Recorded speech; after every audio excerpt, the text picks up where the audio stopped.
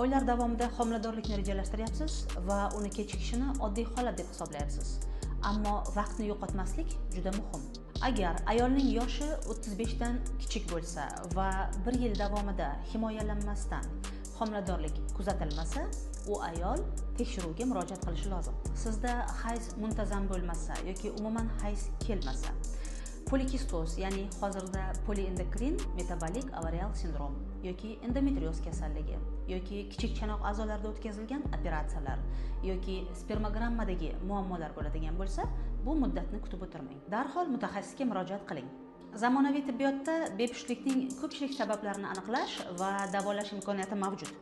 Eng muhim qadam muammoni o'z vaqtida tan olish va mutaxassisga murojaat qilish. Agar siz bir necha oydan beri homiladorlikni rejalashtirayotgan bo'lsangiz va natija bo'lmayotgan bo'lsa, hoziroq qabulga yoziling. Birgalikda sabablarni aniqlab, keyingi qadamlarni rejalashtiramiz.